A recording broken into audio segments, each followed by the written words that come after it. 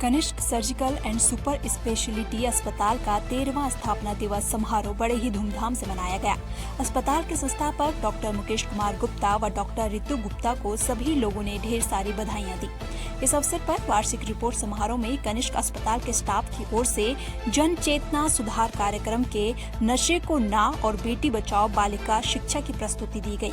स्थापना दिवस के अवसर पर खेल और सांस्कृतिक प्रतियोगिताओं का आयोजन भी किया गया। साथ ही प्रतियोगिताओं के विजेता प्रतिभागियों को पुरस्कार भी दिए गए। इस अवसर पर मुख्य अतिथि परमार्थ निकेतन ऋषिकेश से स्वामी चिदानंद मुनि महाराज मौजूद रहे।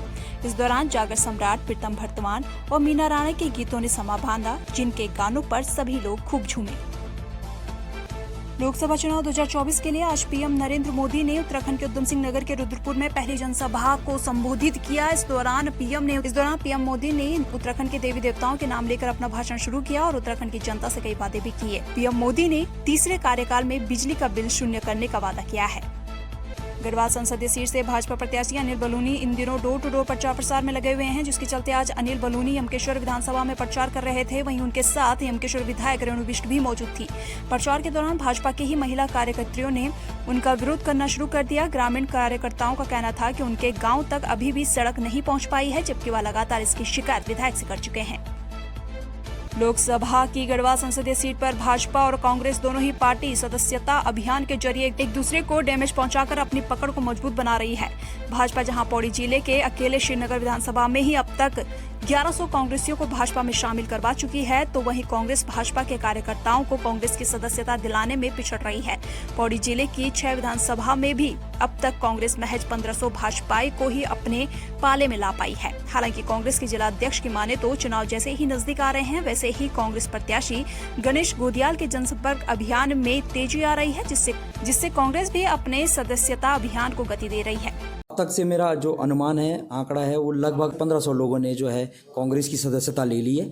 और मेरा ये मानना है कि जिस तरह से गणेश गोदियाल जी का जो उत्साह लोगों में देखा जा रहा है कि गणेश गोदियाल जी को जन नेता के रूप में लोग देख रहे हैं, तो अभी जो है बहुत संख्या में जो है लोग हमारे कांग्रेस पार्टी में आने वाले हैं। और मेरा मानना है कि जहाँ जहाँ गणेश गोदियाल जी जा रहे हैं, वहाँ बड़ी संख्या में जो है लोग केवल कांग्रेस में शामिल हो रहे हैं। उधम सिंह नगर के सुल्तानपुर पट्टी में Kailash river band mineral LLP के कर्मचारियों द्वारा खनन वाहनों की देर रात चेकिंग की जा रही थी, जहां वाहन चेकिंग को लेकर वाहन स्वामी और कंपनी के कर्मचारियों में विवाद हो गया। विवाद इतना बढ़ गया कि दोनों पक्षों में मारपीट शुरू हो गई, तो वहीं कंपनी के कर्मचारियों ने हवाई फायरिंग शुरू कर दी। मारपीट में 2 लोग घायल हो गए हैं, जबकि 3 वाहन क्षतिग्रस्त हो गए हैं। ये रात 12:30 बजे के लगभग हमारे वाहन आ रहे थे खाली करके। इसमें ये कुछ प्राइवेट कंपनी है कोई, इन्होंने अपने आदमी जोड़ रखे हैं यहाँ। ये रात भर शराब पीते हैं और जो है वाहन रोकते हैं, खाली वाहन भी रोकते हैं, जबकि इनको पावर भरा रोकने की है। खाली वाहन रोकते हैं, ड्राइवरों को मारते हैं। उसके बावजूद अगर इनसे पूछने जाओ तो इन्होंने एक गनर रख रखा है। उसके बाद में इन सब लोगों के पास अवैध हौसले रहते हैं और डंडे वगैरह रहते हैं। इनसे अगर पूछो तो ये आदमियों को मारते हैं और ये कहते हैं कि हम नहीं रुकेंगे। हाँ, रात में मुझे भी सोशल मीडिया के माध्यम से संज्ञान में आया कि 2 पक्षों के मध्य माइनिंग को लेकर माइनिंग और व्हीकल को लेकर जो माइनिंग से संबंधित है उसको लेकर लड़ाई हुई। उसके दौरान फायरिंग हुई।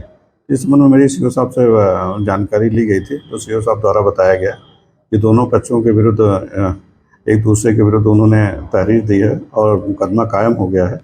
देर रात किसानों के खेत में लगे बिजली के खंभों से चोरों ने 130 मीटर तारों पर हाथ साफ किया। पूर्व में भी कई बार किसानों के खेतों में बिजली के तारों की चोरी हो चुकी है। ग्रामीणों ने विद्युत विभाग पर चोरों के साथ मिलीभगत का आरोप लगाया है। ग्रामीणों का कहना है कि जब से विद्युत विभाग ने प्राइवेट लोगों को बिजली की लाइनों का ठेका दिया है, तब से लगातार चोरियां हो रही है। तो सीतड़ू गाँव में 8-10 फेरी चोरी हो चुकी हो, 2 फेरी लाइन लग चुकी हो। लाइन लग कर निमटी यहाँ दोबारा फिर चोरी कर लिया हो। परसों चोरी हुई, रात फिर चोरी हुई हो। मेरा मानना है जहाँ तक बिजली विभाग के जितने भी हैं प्राइवेट कर्मचारी हों, जैसे लाइनमैन होएगा, इन्हीं की वजह से ये चोरी हो रही हो। और जब से ये ठेकेदारी लाइन में बिजली लाइन गई हो, जब से ही इनकी मिली भगत से ही चोरी होती हो। ये ठेकेदार यही चोरी करवा रहे, बिजली विभाग ही चोरी करवा रहा। इस पर कोई कार्रवाई होती नहीं है। पुलिस में जाकर खड़े होंगे, वहाँ तहरीर देंगे, पुलिस भी कोई संज्ञान नहीं लेती है। तो मेरा मानना यही है कि जब से ये ठेकेदारी लाइन में गई हो तब से ही चोरी हो रही हो।